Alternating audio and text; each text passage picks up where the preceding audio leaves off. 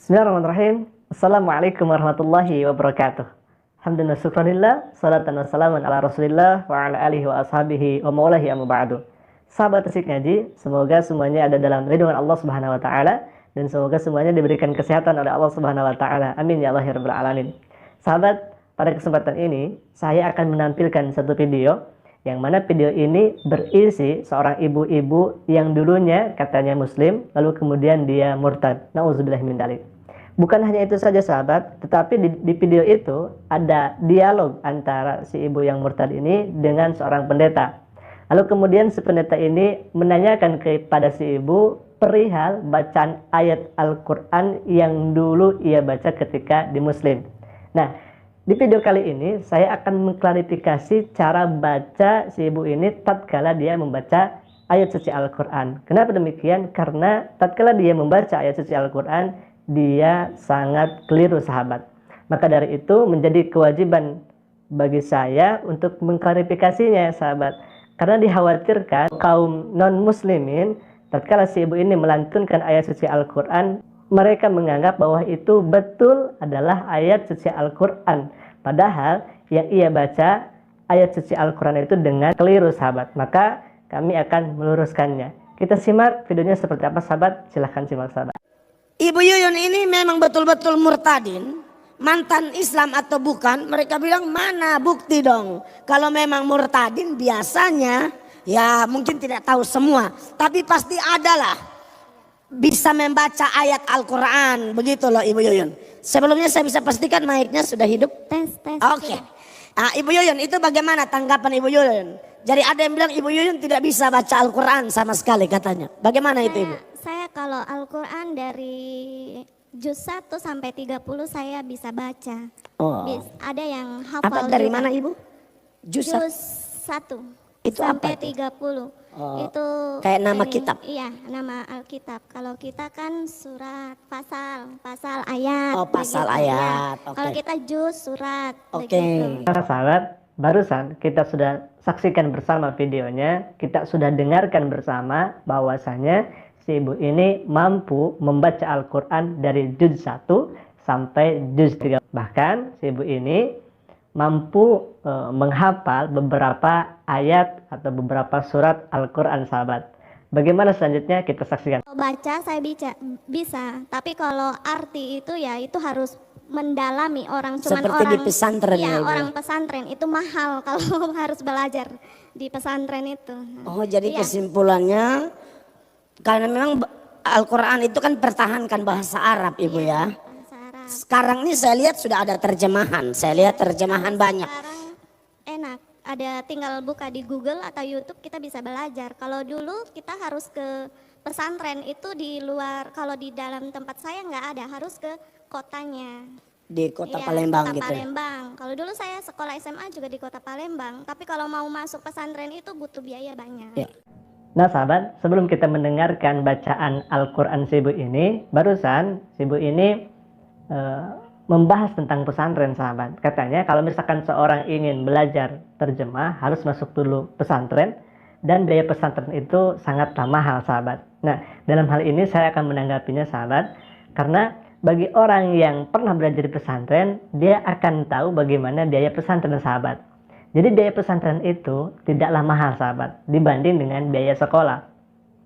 Bahkan kalau misalkan ada orang tua yang ingin anaknya menjadi santri, lalu dia mempunyai keterbatasan dalam segi biaya, tapi dia jujur kepada kiainya, jujur kepada pimpinan pondok pesantren itu, maka mustahil kiainya akan menolak santri tersebut sahabat. Karena konsep di pesantren itu berbeda dengan sekolah. Kalaulah di sekolah itu misalkan tidak dibayar iurannya satu bulan, 2 bulan, 3 bulan, mungkin nanti akan diberikan sanksi. Bahkan bisa jadi akan dikeluarkan. Tapi di pesantren itu tidak seperti itu. Kalau misalkan kita tidak mampu, tidak bisa bayar iuran dan lain sebagainya, maka pihak pesantren tidak akan memarahi, pihak pesantren tidak akan mengeluarkan santri tersebut. Jadi biaya pesantren itu sangatlah murah dibanding dengan biaya sekolah. Lalu yang kedua, si ibu ini mengatakan bahwasanya kalau misalkan kita ingin belajar terjemah harus mondok dulu di pesantren. Nah ini keliru sahabat, karena kita ketahui bersama di kampung-kampung bahkan di perkotaan itu suka ada kajian sahabat. Jadi ya seminggu 2 kali, seminggu sekali, atau ada kajian bulanan. Dan di kajian itu ada seorang ustadz yang menerangkan Al-Quranul Karim, yang menerangkan hadis Nabi Shallallahu Alaihi Wasallam. Jadi kemana saja si ibu ini sewaktu di Muslim? Karena di masyarakat kita, di perkotaan atau di perkampungan itu suka ada kajian-kajian, dan di sana dijelaskan tentang ayat Al-Quran, dijelaskan dengan gamblang terjemahnya, bahkan dengan tafsirnya, bahkan dengan asbabun nuzulnya sahabat. Intinya belajar terjemah tidak harus di pesantren, karena di setiap kajian-kajian seperti mingguan di daerah-daerah di perkampungan atau perkotaan itu suka diadakan seperti itu sahabat. Kita lanjut lagi. Ayat pendek dulu ya. Silakan, Sebagai silakan, Ibu. yang biasa dibawa waktu sholat ya. Silakan Ibu. Kira-kira mau baca berapa ini? Ya, 1-2 ya, aja 1-2 lah. aja ya. Yang Ya. silakan Ibu.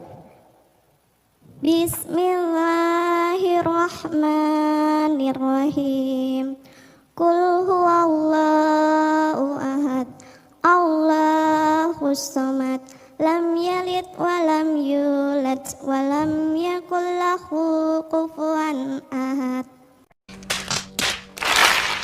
Nah sahabat, barusan kita sudah dengarkan pembacaan Al-Quran oleh si ibu ini.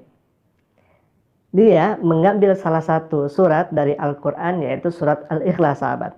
Tetapi sayangnya si ibu ini membaca Al-Quran surat Al-Ikhlas ini dengan keliru sahabat. Yang seharusnya ayat pertama itu dibaca Qul huwallahu ahad, tapi si ibu ini malah membacanya Qul huwallahu ahad sahabat. Kalau misalkan dibacanya seperti itu kan tidak ada maknanya, tidak ada artinya. Berbeda dengan Qul huwallahu ahad. Qul, katakanlah Muhammad, huwallah, bahwa dialah Allah, ahad, yang Maha Esa. Qul huwallahu ahad. Allahus samad. Nah, seharusnya dibaca seperti itu, tapi si ibu ini membaca Allahus samad. Tidak ada tasdidnya di huruf so-nya sahabat, dan di ujungnya itu tidak dikolkolahkan. Bahkan ketika di lam yalid wa lam yulad, si ibu ini membaca lam yalid wa lam yulad, cenderung dihamaskan di ujungnya sahabat.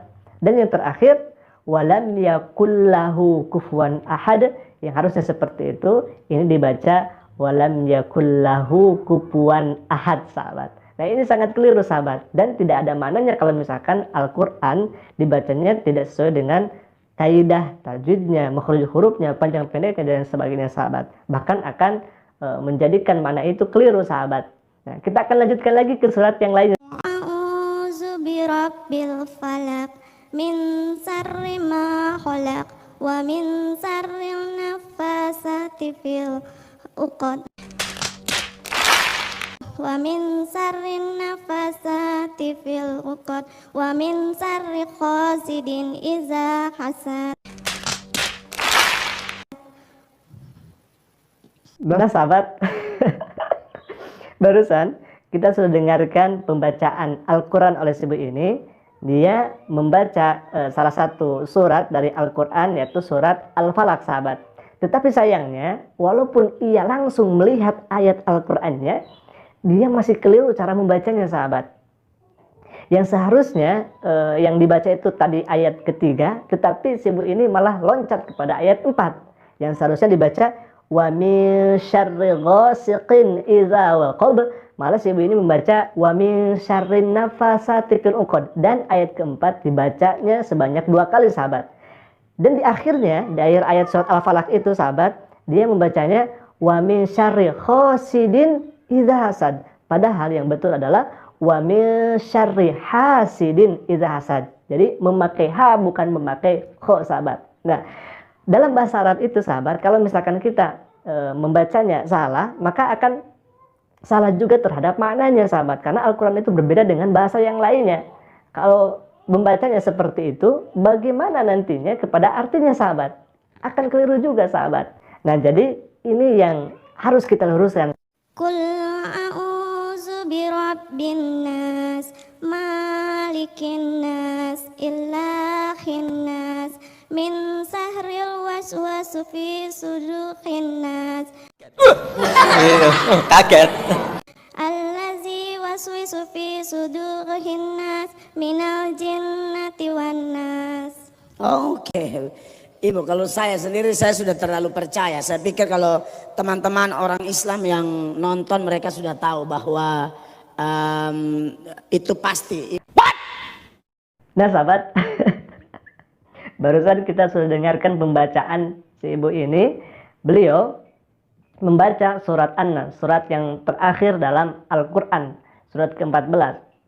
Tetapi lagi-lagi sahabat, walaupun si ibu ini melihat langsung ayatnya, melihat langsung suratnya, dia keliru dalam membacanya.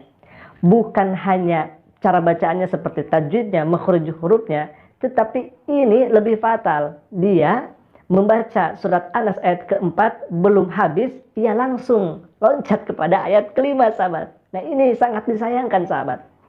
Yang seharusnya kita baca Qul a'udzu birabbin nas, malikin nas, ilahin nas, min syarril waswasil khannas. Ini malah min syarril waswa fi sudurina sahabat. Nah ini sangat keliru sahabat. Makanya kita harus klarifikasi ini karena ditakutkan yang dibaca oleh si ibu ini itu menjadi suatu kebenaran. Padahal itu merupakan suatu kesalahan sahabat.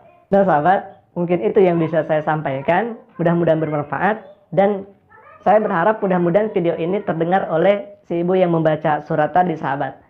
Sehingga dia mengklarifikasi bacaannya tidak seperti itu. Karena itu Al-Quran sahabat. Harus dibenahi cara bacanya. Apalagi ini ditampilkan di depan teman-teman kita non-muslim sahabat. Mudah-mudahan bermanfaat. Assalamualaikum warahmatullahi wabarakatuh.